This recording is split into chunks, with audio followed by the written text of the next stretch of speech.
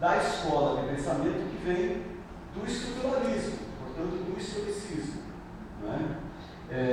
Historicismo que é uma corrente importante na geografia e que está numa das raízes fundantes da geografia, atribui ao convidado Lavache essa origem da corrente historicista na geografia. E é evidente que essa corrente tem uma força, por exemplo, na minha formação universitária, teve uma força forte, porque os professores franceses que fundaram a geografia lá na USP vinham dessa corrente, o Pierre de Fontaine e o Pierre Bombay, que ficou no lugar do de Fontaine. E o de Fontaine sai de São Paulo, isso no meados da década de 30, e vai para o Rio de Janeiro e vai fundar o que é o FRJ hoje. Naquele tempo ela tinha outro nome, mas o departamento é o mesmo. Então, a influência dessa corrente pelos mestres franceses, ela foi forte também na minha formação. E evidente que eu também, se vocês pegarem textos meus lá no início da minha carreira, vocês vão encontrar esses termos lá. É claro que depois a gente vai aprimorando as nossas discussões de caráter do método, não é metodológico, não me refiro à metodologia. Metodologia é uma palavra inventada pelo empirismo lógico, porque o empirismo lógico, que é a corrente que deriva do positivismo clássico, o empirismo lógico, eles assumem que o método é um axioma, e axioma não se discute, é verdade dada, é como os religiosos que acreditam no que está escrito na Bíblia, e não ousam a dizer que não é verdade.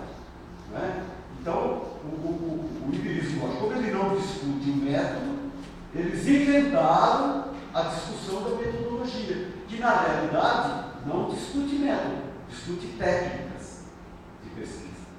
Então precisa tomar cuidado, porque essas palavras vão ser incorporadas no nosso cotidiano e elas têm essas origens. Nós, do mundo da ciência, temos que tomar cuidado com as palavras que a gente usa, porque para nós elas têm força de conceito. Então,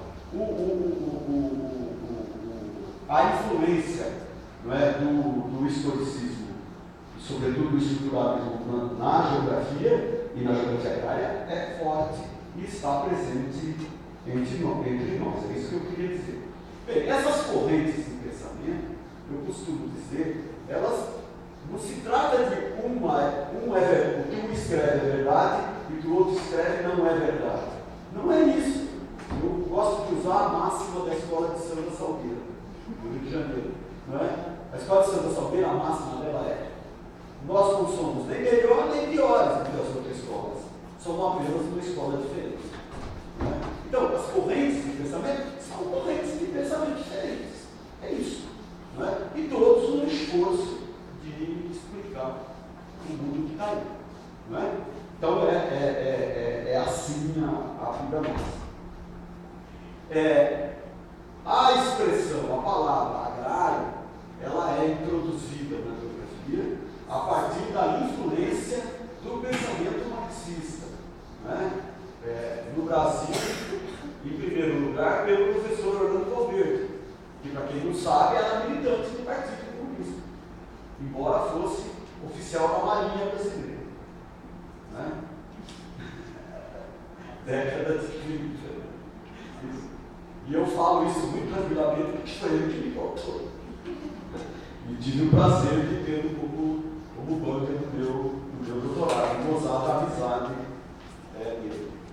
Então, a influência do pensamento marxista na geografia é que traz essa coisa da discussão agrária. E aí criou-se um problema, porque como é que a gente passou a opor, tem rural e urbano? Como é que a gente fez o quadro de oposição? O quadro de oposição é cidade e campo, não é mais rural e urbano. Então tem essas coisas.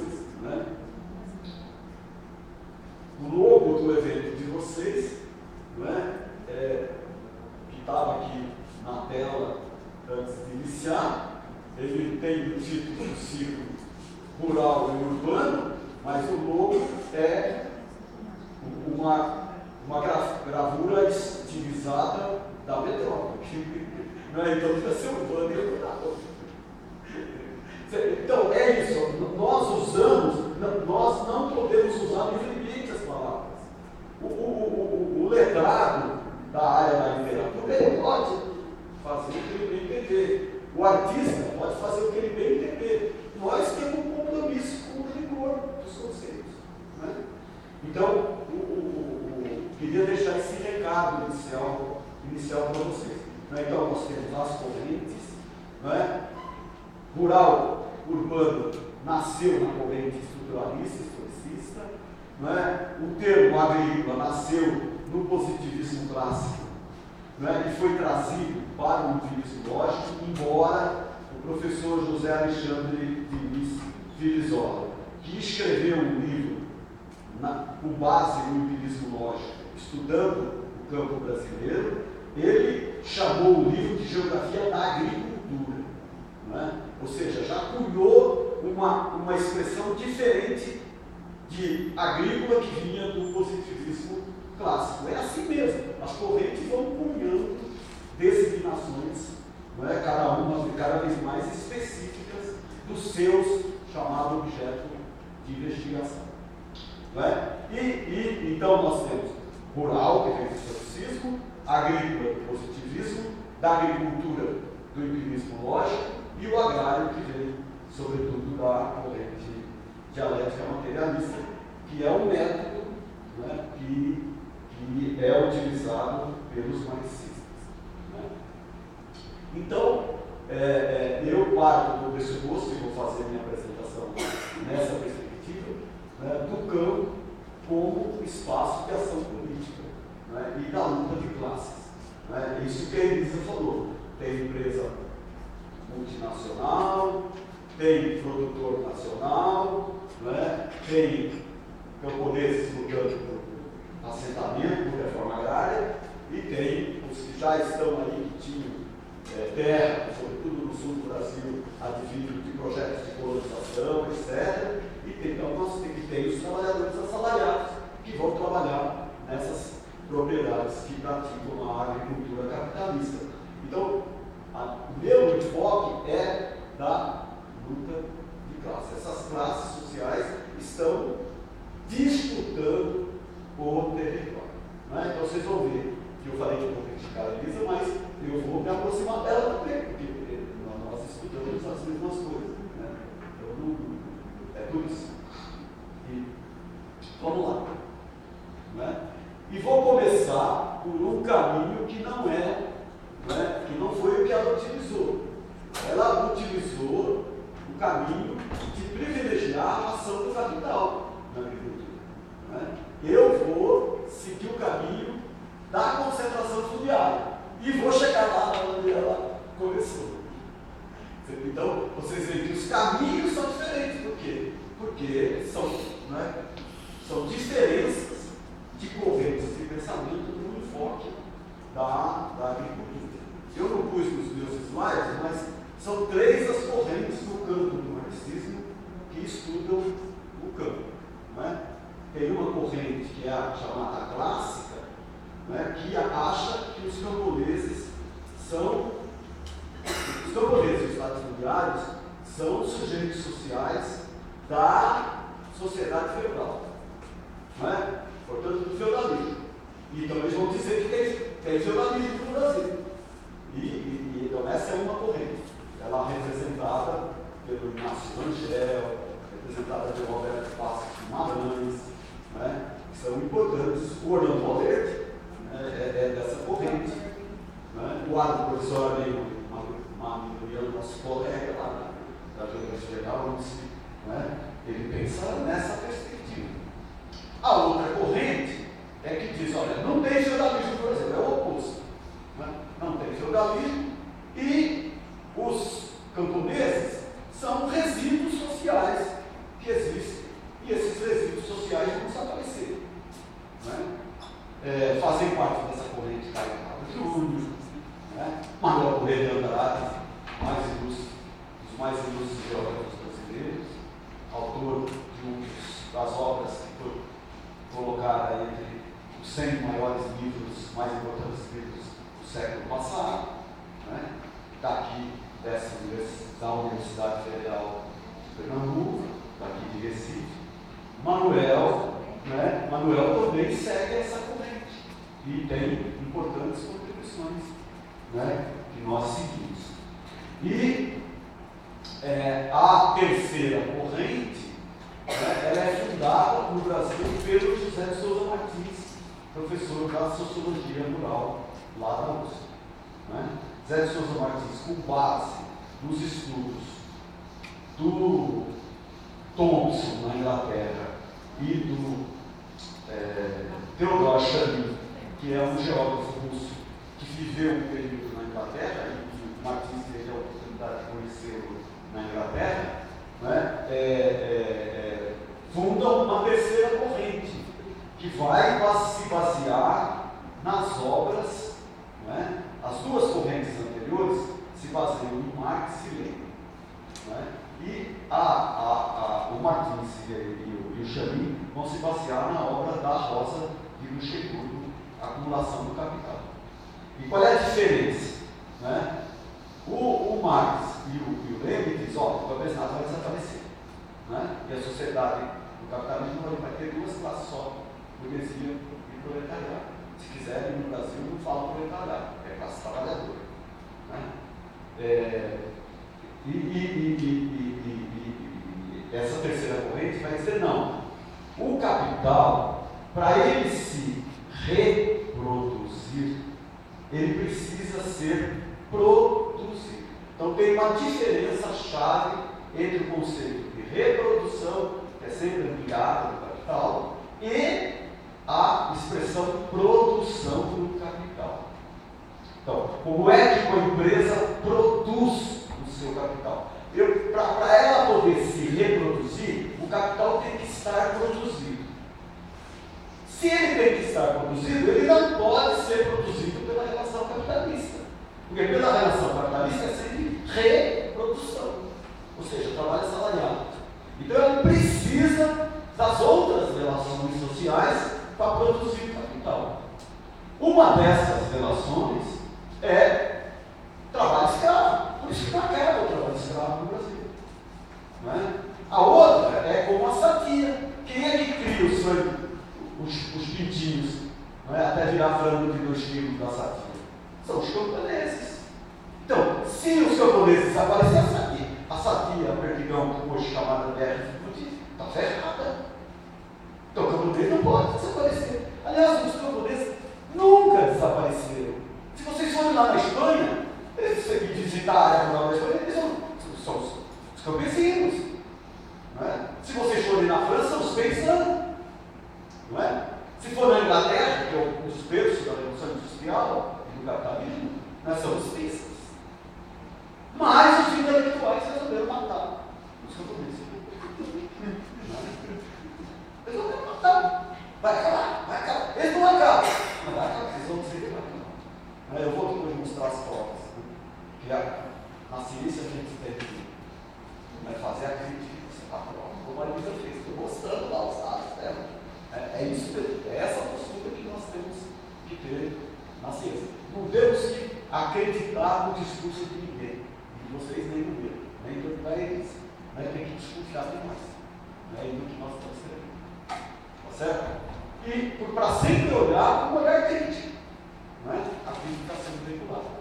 E porque quando vocês forem ensinar, ou quando vocês forem fazer pesquisa e fazer o trabalho de vocês, terão que colocar lá a opinião de vocês.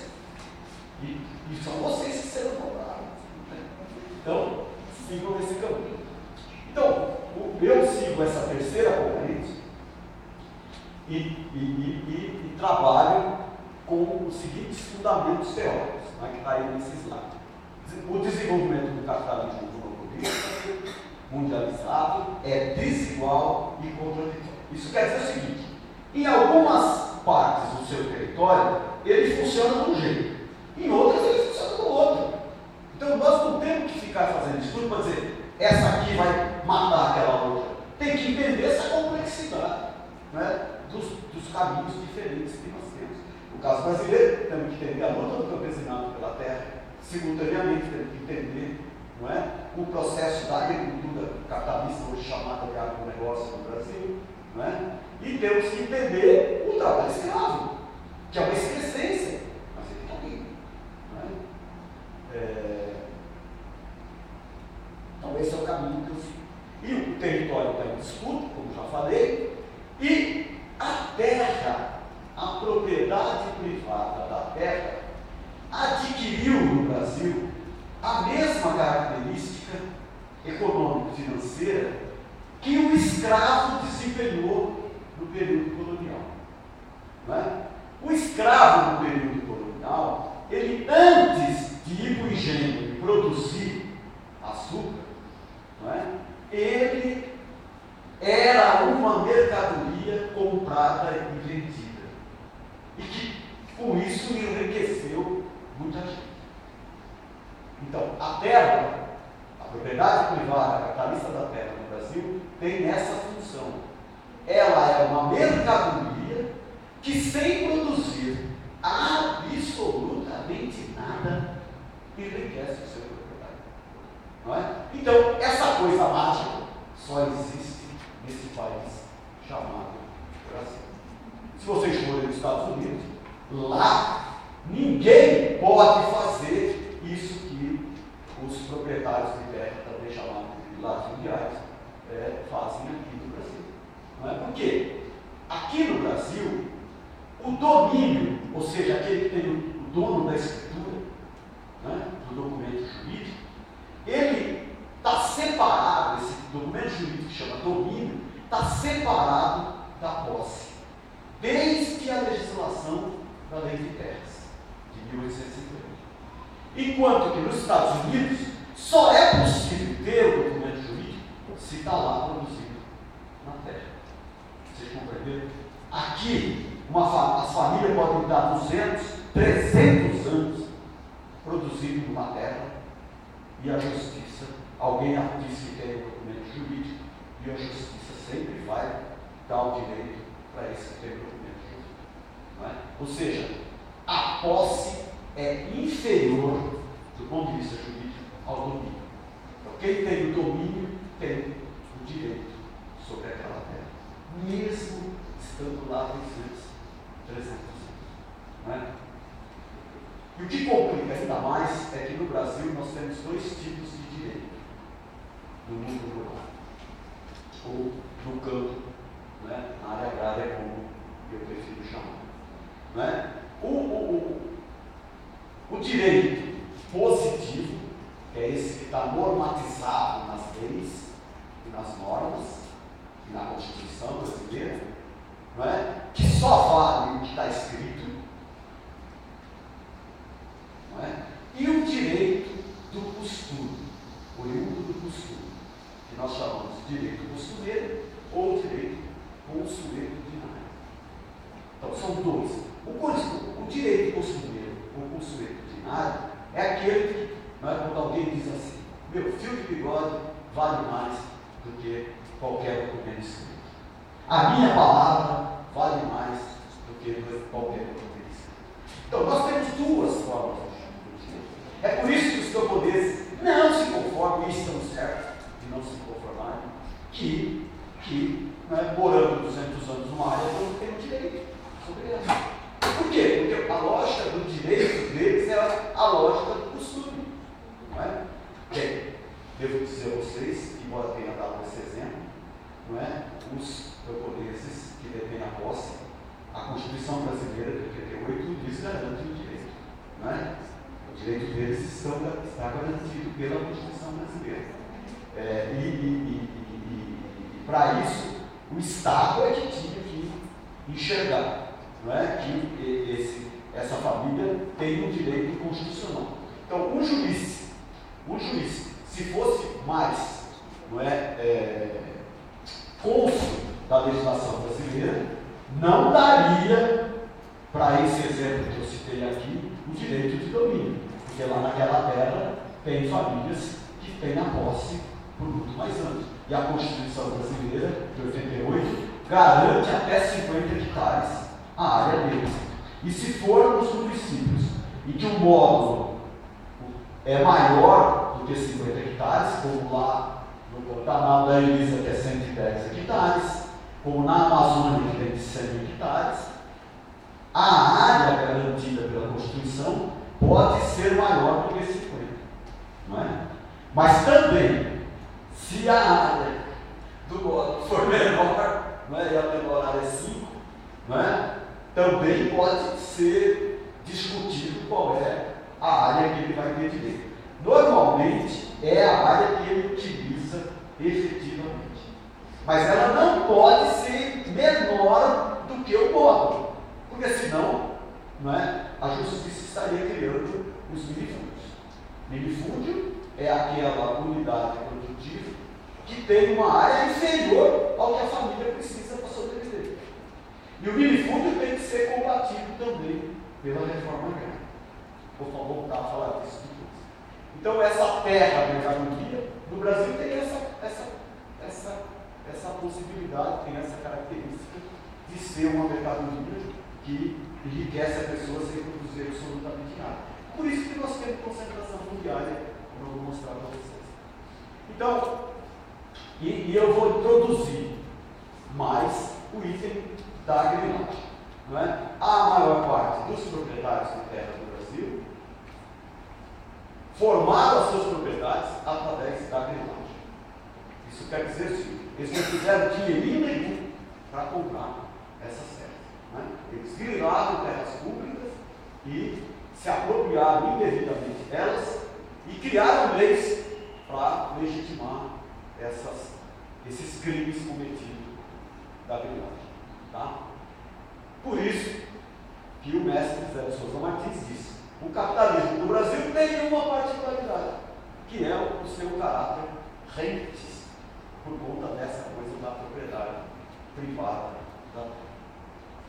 Bem, então a primeira tese que eu vou trazer para vocês: a formação da propriedade privada capitalista da terra no Brasil se origina, do descumprimento da legislação, 2, da grilagem das terras públicas.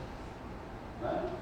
O primeiro grileiro que os estudos mostram foi o Tomé de Souza, primeiro governador-geral, e que a legislação de Sesmaria só permitia que cada homem, não é, de bem da corte, sangue azul, recebesse uma Sesmaria.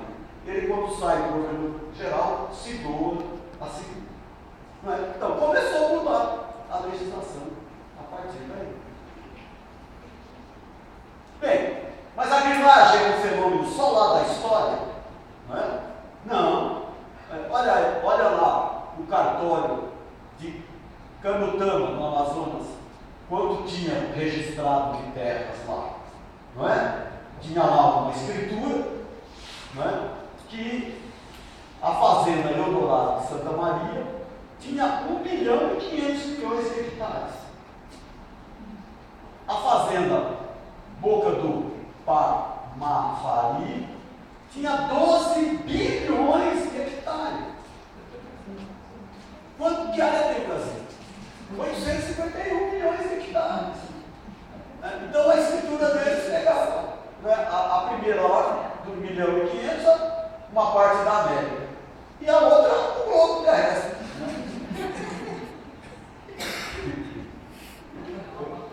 Vou tentar falar do traje de forma irônica, eu não tenho jeito. Então, e os cartórios? O cartório podia registrar esse tipo? Não, mas registrou. Não é? Então, a grilagem ela está presente nos cartórios. Então, vamos lá para frente. Vamos mostrar o exemplo. A Corregedoria da Justiça do Pará está fazendo um trabalho no Pará para limpar esses registros ilegais, não é? Falsos dos cartórios de registro imóvel do Pará. E então eles fizeram esses slides para mostrar como é que é a realidade. Aí é o município de Moju, não é? Essa do ponto de vista da escala, né, do mapa, a área do município. Agora, a área dos títulos registrados registrado em cartório. Olha o tamanho que virou o município, não é? Ou seja, tem mais documento registrado do que área. Então tem documento cuja fazenda, a propriedade não existe lá no mundo real, mas o documento pode ser usado lá, não é? Quando vai no banco, dá de garantia, não é? De que ele tem a propriedade. Se o banco fizesse a fiscalização, não é? Ele descobriria, mas às vezes os bancos não fazem. Por exemplo, o Bradesco emprestou dinheiro a um fazendeiro lá no Mato Grosso e ele deu os títulos que tinha lá de fazendas no Mato Grosso em garantia, em hipoteca. Ele não pagou, aí o banco acionou a justiça para tomar posse na fazenda. E aí foi procurar a fazenda não existia. Aí a Polícia Federal fez uma operação lá que se chamou Operação Lacraia. E aí quem é que estava envolvido? O oficial do cartório, de Barra do Garça, o funcionário do INCRA, não é? Ou seja, eu comecei querendo com esse exemplo dizer a vocês, ninguém no Brasil controla a propriedade privada da terra. Aqui, o município de São Félix do Xingu, aqui a área das escrituras no cartório de registro de imóveis. Aqui, Tucuruí, pulei Tucuruí. Vocês me perdoem, o slide é muito correto. Então, aqui o Pará, pula Tucuruí, aqui o Pará e a área dos títulos do Estado. Então, isso aqui é a demonstração cabal de que tem grilagem. Vocês estão entendendo? Bem, a última denúncia de grilagem foi no final do ano de 2014, quando a família do ministro da Agricultura foi flagrada na Operação Terra Prometida da Polícia Federal, lá no Mato Grosso. Não é? Vocês estão entendendo? Não é? Então, a família do ministro estava se apropriando de terra pública do INCRA, não é? Num assentamento que o INCRA tinha feito, não tinha assentado família nenhuma e assentou a família dela. Ou seja, o assentamento inteiro virou propriedade da família dela. No Pará, tem assentamento do INCRA que é de madeireira. Uma madeireira inteira. Né? Depois, se vocês quiserem.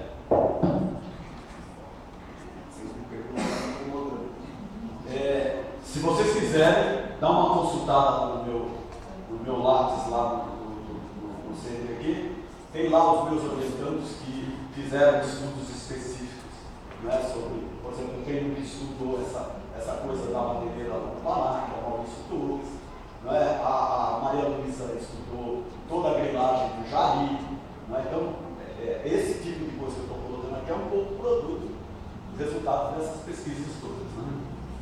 Eu sou um orientador, né, que divido com os meus orientandos, né, a parte teórica. Eu publico primeiro, depois eles têm que seguir o que eles escreveram.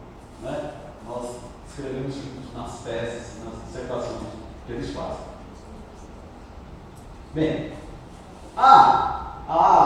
o Estatuto da Terra é a primeira legislação brasileira que vai mudar a concepção jurídica da propriedade da terra e submeter a propriedade privada da terra, condicioná-la ao cumprimento da função social.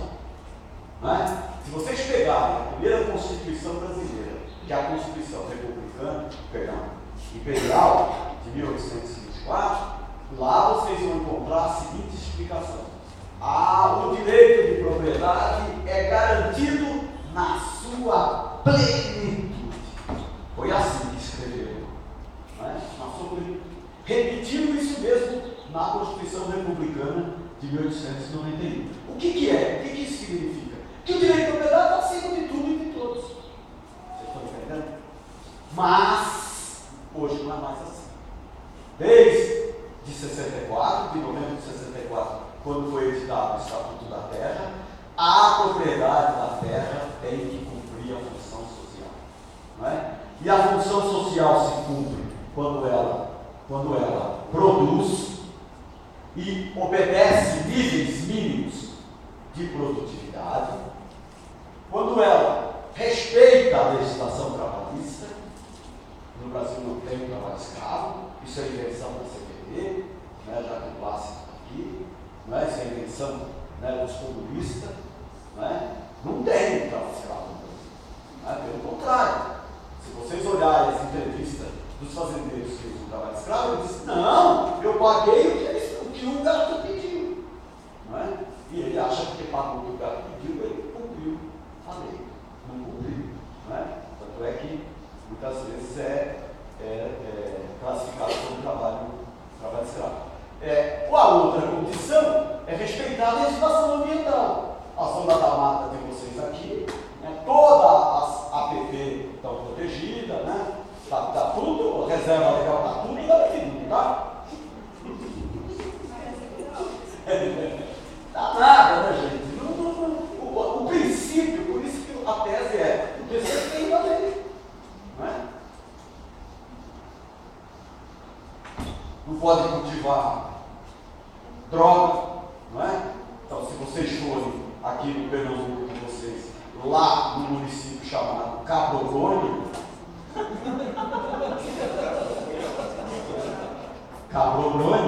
vocês vão ver, não é, que a produção de mandioca, na realidade, é de maconha. Lá no famoso quadrilátero da maconha, representado por Santa Maria da Boa Vista, Cabroló, Floresta e esqueci o qual. Mas enfim, lá nas barrancas de São Francisco.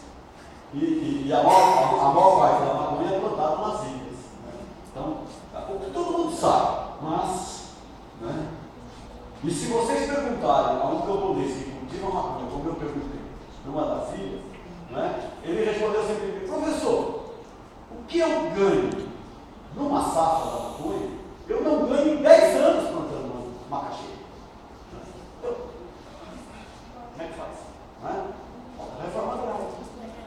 Se tivesse reforma agrária, o Estado tinha que botar dinheiro lá, e aí ele não precisava plantar, né, maconha. E a Elisa podia comprar verdura e legumes fresquinhos lá na Corumbá, não é? Eu estava cochichando com o Plácido quando ela falava, né? Bom, eu fiquei quase 4 anos na Importo Nacional do Tocantins. Qual era o dia de ir no supermercado? O dia que o caminhão de verdura e legumes chegava, de Goiânia, porque ele é de Goiânia. Então é esses absurdos que nós temos no Brasil. Então a terra tem que cumprir a função social. Se ela não cumprir a função social, diz o artigo 186 da Constituição, não é? O artigo 186 fala que ela tem que cumprir a função social. Né? E quando ela não cumpre, o 184 diz: compete à União desapropriar o interesse social para fins de reforma agrária o imóvel, né, que não está cumprindo a função social. Logo, a reforma agrária não nasce de partido político, não nasce dos intelectuais. Hoje, a reforma agrária no Brasil é um dever do Estado e um direito do cidadão. Está no mesmo patamar de saúde e educação. Entretanto, vocês sabem, não é? Luiz Inácio fez o segundo plano nacional de reforma. Perdão. Os militares, Castelo Branco, assinou a lei do Estatuto da Terra e os governos militares nunca fizeram o primeiro plano nacional de reforma agrária. Quem é que foi fazer? O Sarney, maior guerreiro do Maranhão. Não é? Fez o primeiro plano nacional de reforma agrária. Disse que ia implantar, não é? 1 milhão, assentar 1.400.000 famílias. Terminou o mandato assentando 112 mil. Depois do Sarney, ninguém fez o plano nacional de reforma agrária. Nem Collor, nem Itamar, nem FHC. Né? Aí Lula, no primeiro mandato, vai fazer o segundo plano, que era para assentar 400 mil famílias, assentou 155 mil, não é? Depois eu mostro esses dados detalhados para vocês. E, não é? A Dilma, não, o Lula no segundo mandato não fez mais plano, a Dilma no primeiro não fez, e agora já o Lula no terceiro não fez ainda o terceiro Plano Nacional de Reforma Agrária. Então, a reforma agrária no Brasil, minha modesta opinião, é instrumento de política pública para fazer cumprir a função social da propriedade privada da terra. Qual é a ordem no direito agrário brasileiro do direito à terra no Brasil?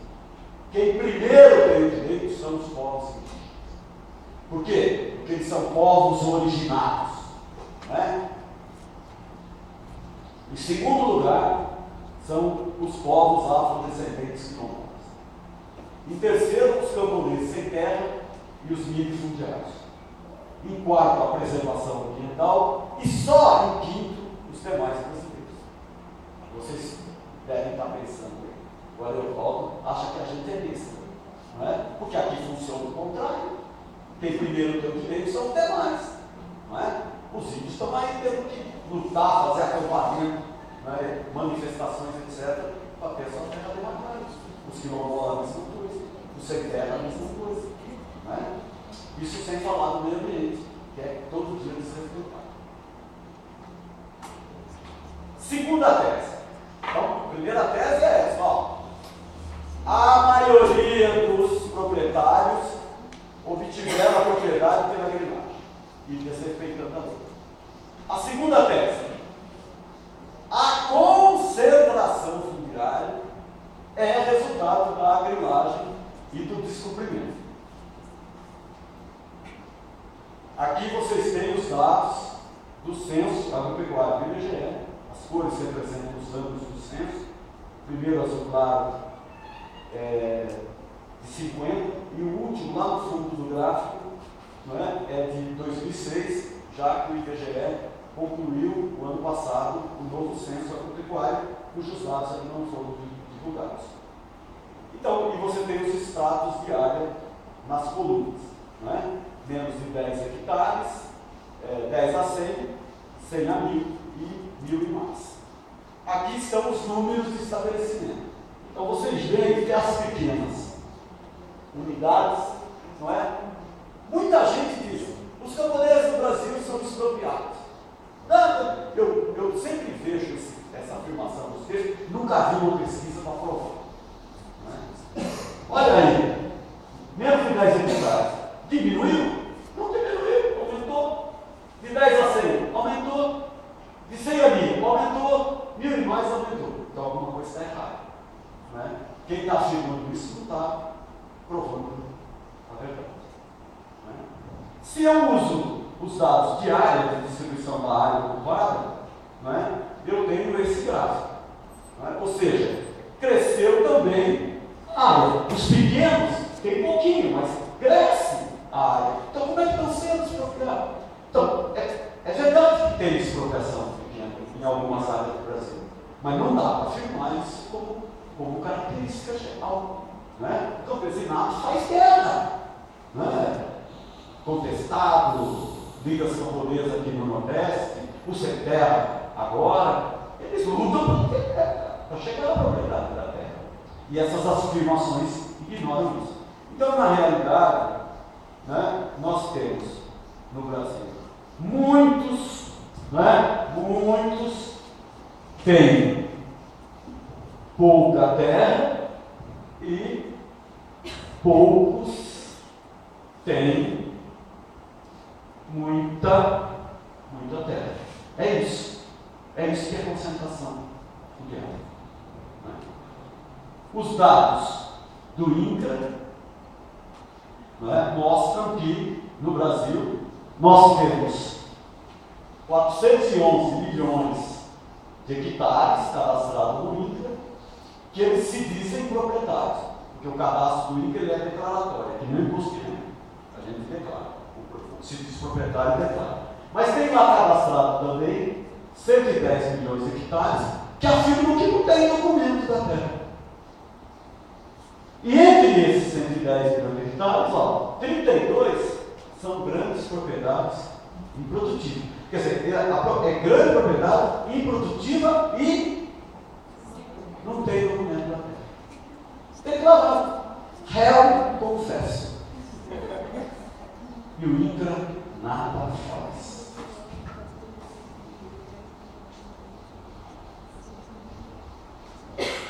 Mas entre esses que não têm documento, tem 21 milhões de hectares que estão minifundiários. Tem 2, 14, 15, 23 milhões de hectares que estão na pequena propriedade, cuja Constituição garante o direito à legalização dessas terras. Não é? O Pernambuco de vocês tem lá no cadastro do INCRA 4.654.229 hectares que dizem que tem propriedade, títulos, não é? E representam 98 mil proprietários de imóveis. Mas tem 93 mil que diz que detém 1.681.000 hectares, que diz que não tem documentos da terra. Não é? Entre eles, tem 87 que detêm 87 mil hectares, 54 que detêm 29 mil hectares. Então, podem pegar qualquer estado brasileiro, vocês vão encontrar essa realidade. Isso quer dizer que tanto faz pegar os dados do IBGE quanto os dados do INCRA, o índice de Gini não baixa de 0,8. Portanto, altamente concentrada a terra. Não é? A superfície do Brasil, no censo de 2006, o IBGE recenseou 329 milhões de hectares. Mas o Brasil tem 851. Aí o IBGE foi ver o que tinha mais. Então, tinha terra indígena, unidade de conservação ambiental, área coberta por água, área urbanizada, somou, deu 541 milhões de hectares. O Brasil tem 851. Ou seja, 310 milhões de hectares é terra devoluta. Se vocês andarem pelo Brasil inteiro, não tem 1 milímetro quadrado que não tenha alguém que diga que é bom. Viu? Ou seja, a maior parte dos que põem aquelas porteiras, aqueles portais na entrada da fazenda, não tem documento que prova que é dono. A metade do Brasil não é deles, não tem documento. Não é? Os dados do INCRA, não é? Sobra 228 milhões de hectares. Ou seja, terra devoluta está aí. Não é? E terra devoluta é terra pública. E o conceito de público no direito brasileiro é propriedade de todo o povo. Mas está cercado.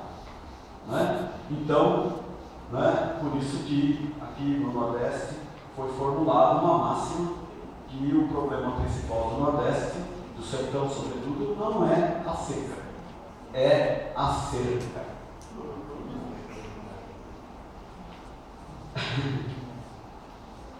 Vou passar, senão o Plácido vai me tomar a palavra já já. Aqui vocês têm em verde as terras do INCRA, aqueles 121 milhões de hectares, né? Em verde são aquelas que a Constituição permite legalizar. E nas outras cores são as que não permite legalizar. O que quer dizer isso? Que, não é? No coração do agronegócio, Mato Grosso do Sul, no Mapupiba, ou Mapitoba, ou sei lá, Maranhão, Tocantins, Bahia e Piauí, não é? Olha lá, tudo grilado. Tudo grilado. Não é? Aqui estão, não é?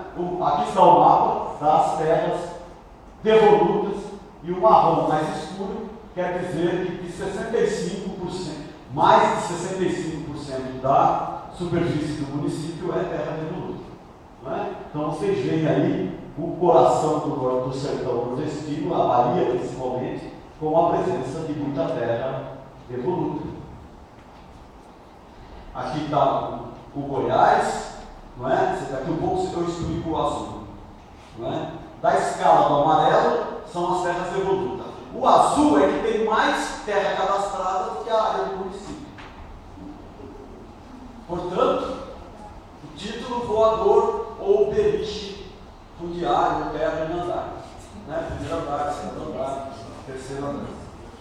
Aqui o Tocantins, o Amazonas, Pará, Mato Grosso e o Mato Grosso onde a Elisa está. Parece uma piscina.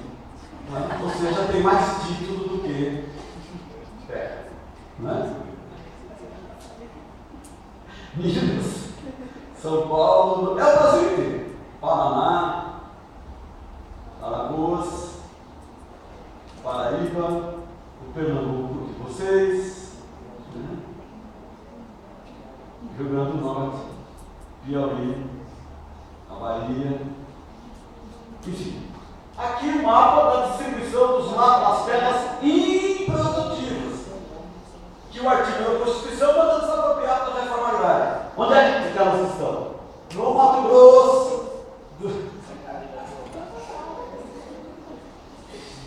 E lá,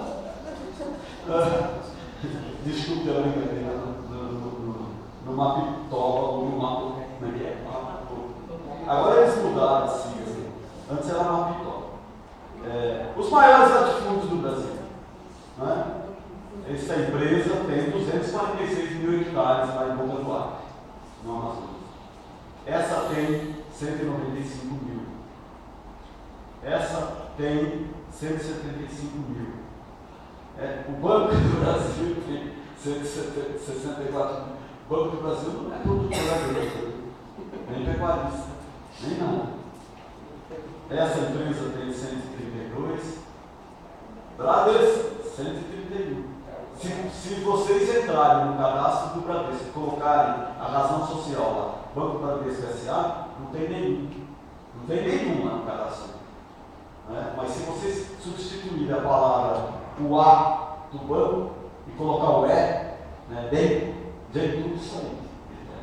Ou seja, o próprio funcionário do cadastro do INCRA esconde as terras do Bradesco.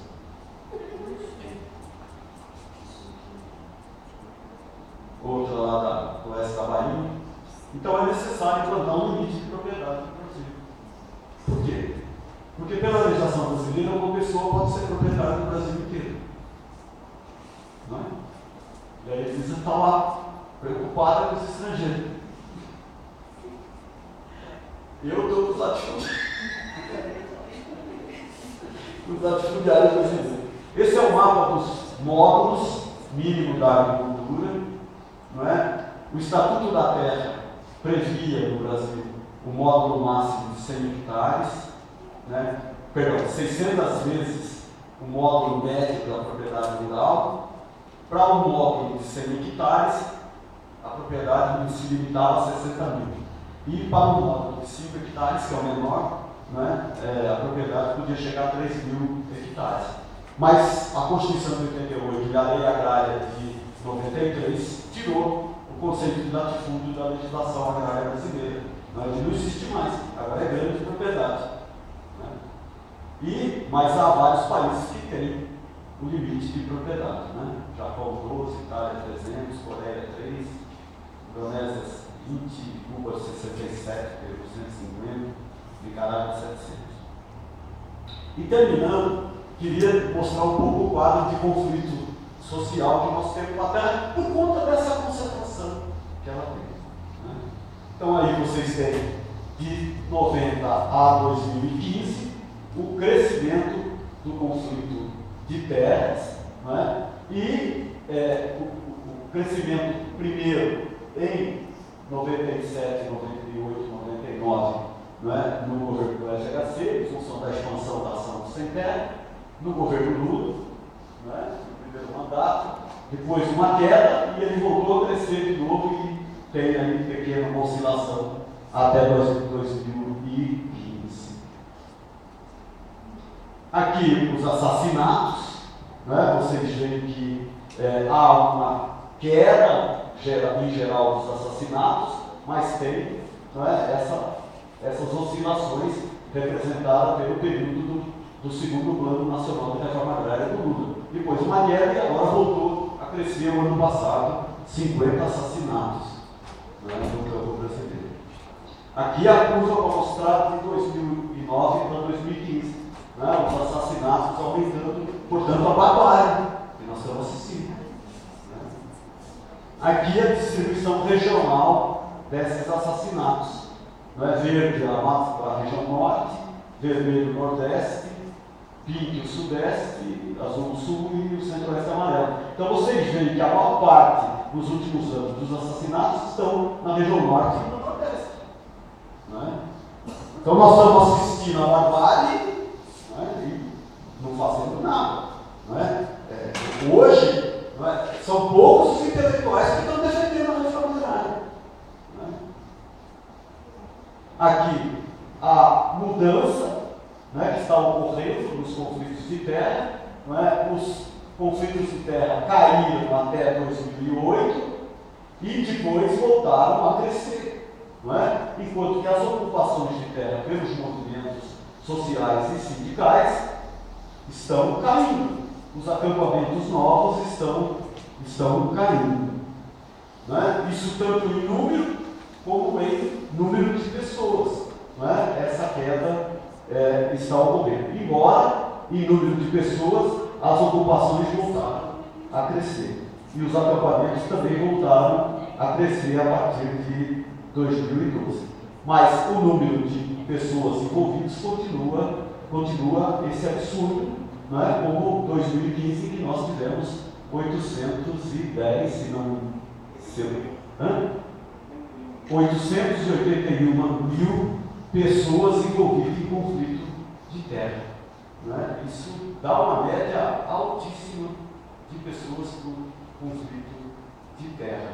E nós, na televisão, não mostra nada, porque a mídia hoje é o maior partido político que nós temos. Né? Eles condenam as pessoas, eles inocentam pessoas, né? Sem direito de defesa. Né? Nem o Hitler fez o que a mídia está fazendo no Brasil.